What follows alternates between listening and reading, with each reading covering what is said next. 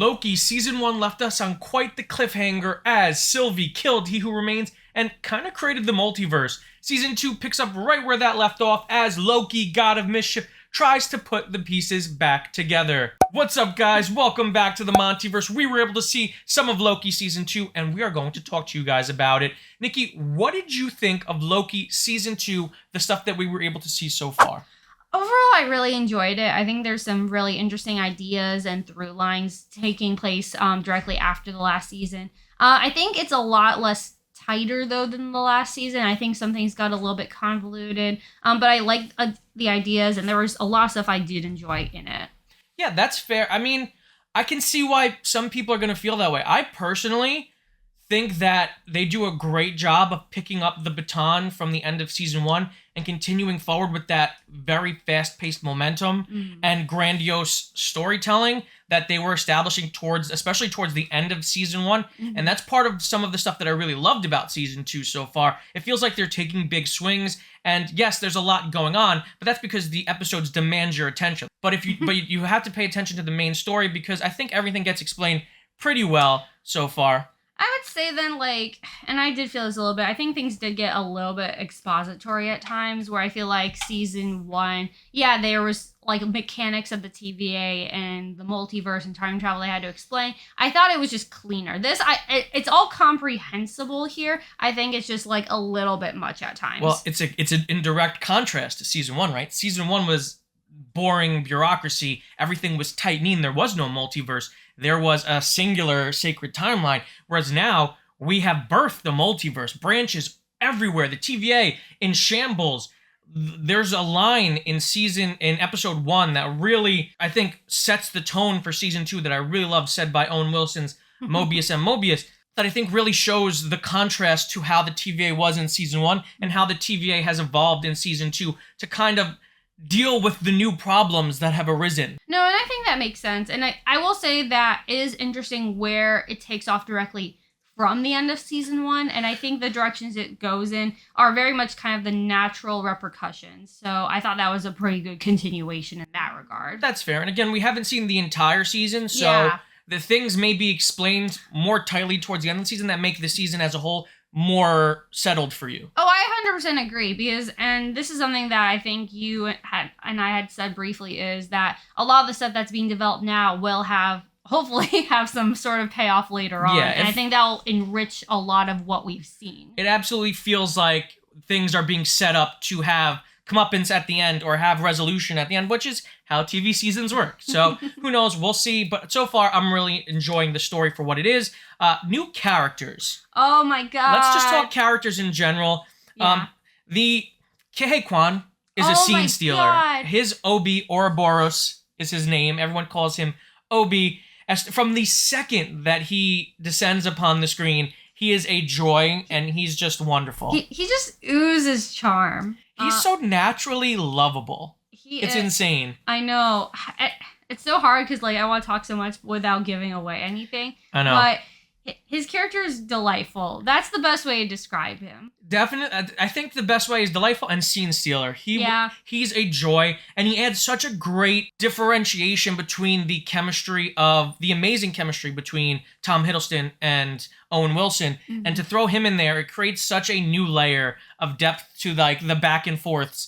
And it's so wonderful. He's also a very different side of the TVA in a way. He definitely infuses a different energy that we definitely everything you were saying about how it's so different from season 1. Definitely different in that regard. We got the very bureaucratic and very militant sides of the TVA, where I think he presents another side of the TVA, which is good.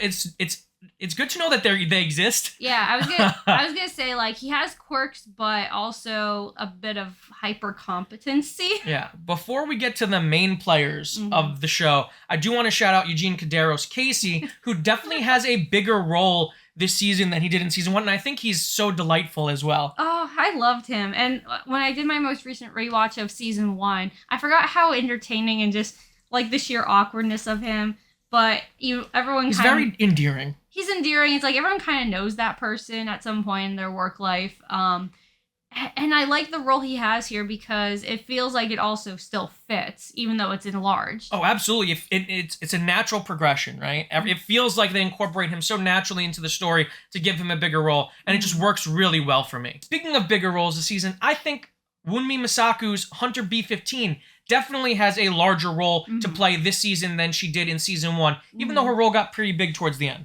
I would honestly argue she had a fairly big role throughout all of the last season. Yeah. And I liked that she had the point of view of someone who was very entrenched in the ways of the TVA, and then kind of was the one that came around to kind of getting red pilled in a way. Yeah, but I think what I meant by that is she's definitely in the center of it all. Oh yeah, but I get what you're saying. And the fact that she was made aware of that, I think, is making her even more prominent and taking a lot of charge in terms of what is going to be different moving forward. She's definitely an integral part of this new TVA that we see starting to emerge in season 2 of Loki. And it's great because I really loved her performance, especially towards the tail end of season 1 when they start to humanize her Hunter character a lot more. So to have her there and to have her explore different sides of her character in this season is really, really wonderful for me. No, definitely. We can't talk about Loki without talking about the bromance that established in season 1 between the god of mischief, Loki, and Mobius M. Mobius, played by Owen Wilson. They're back, and they're better than ever. Their charisma, their chemistry is off the charts. The radars were spiking throughout our entire viewing. I just really love them together.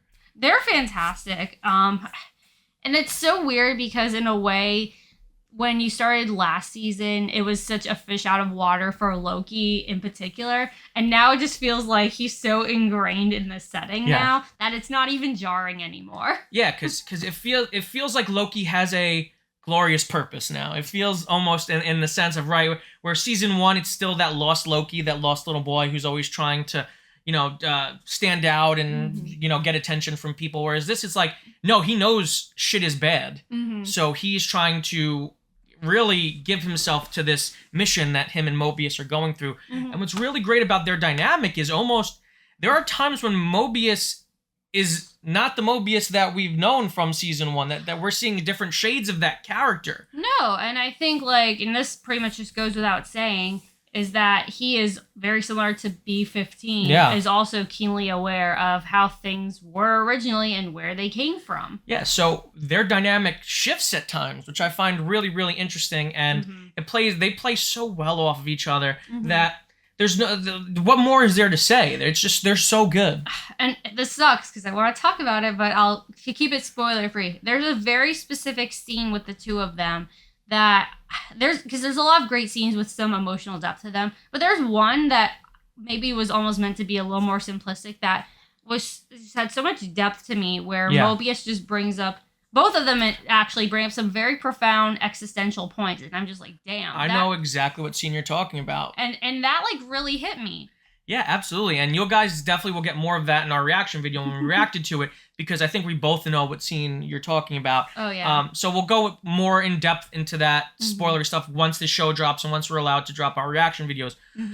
But yeah, I agree with you 100%. There's some really great dialogue this season. Yeah, 100%. I think that even though, in terms of, some of the pacing and exposition, I think there are, these bursts of, very profound dialogue that between, I think for me the best moments are the moments between characters. Yeah, we're dealing with really big concepts, really big concepts, like time and gods and learning your whole world is a lie, and we're all of that is funneled through these brilliant performances by these actors, and some really great character moments are presented because of that. But yeah, we can't really talk about the writing, which sucks, because without it getting a little too spoilery. Right, other than saying, some of it is really, really good. It's really, really good. I want to give a shout out to the direction, because there's some really beautiful shots this season. Not that season 1 was ugly. I just think that they're expanding the look of Loki this season. I was going to say, I don't know if I would go as grand as you are in saying that it's so massively better. I think it's more that the story itself is grander, which kind of necessitates some of the shots and cinematography to just look that way. Let me reestablish my thought, because I'm not meaning that season 1 was bad in any way. I know what you're saying. I'm just saying, like, in a way, it kind of, like, if it didn't look better, I think it would be a disservice to the story. Yeah, I just think they're playing with a lot of new looks, and they're allowed to use a lot of new settings to their advantage, which I think is really, really cool. Another standout, of course, we can't talk about Loki without talking about the greatness that is Natalie Holt's score, because it's great. There's nothing else to say besides how fantastically wonderful it is. It was in season 1, and it continues to be great in season 2. She just knows this world and knows what works, and her music sets such an eerie vibe for this show that's so perfectly and tonally accurate to everything that's going on. Oh, yeah. I mean, you kind of hit the nail on the head. In relation to both her score and just the setting in general, it, like, really varies in tone throughout, where, like, you see eerie. There's some stuff that, like, is almost set up like horror. Yes. And other things that have so much levity to them. I think tonally they are very good with maintaining that. Yeah, and I think that's what's really so cool about this show so far this season, is I feel like every episode is shifting almost tones and genres, because I feel like episode 1 felt like this really big space sci-fi adventure episode, and then episode 2 was this really pulpy 70s spy political thriller, even a crime drama.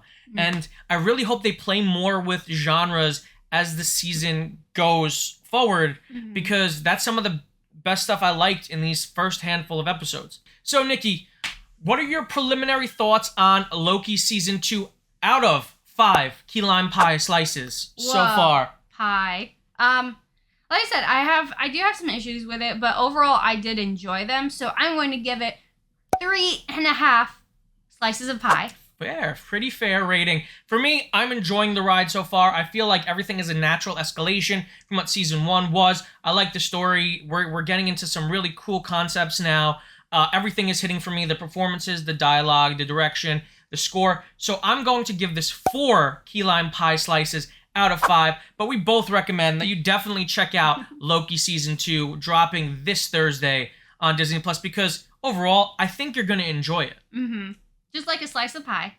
If you guys liked the video, make sure to give it a huge thumbs up. If you're new to the channel, subscribe and hit the notification bell to stay up to date on all of our latest content. If you want to watch our other reviews, click the link on the page. And until next time, guys, stay versed.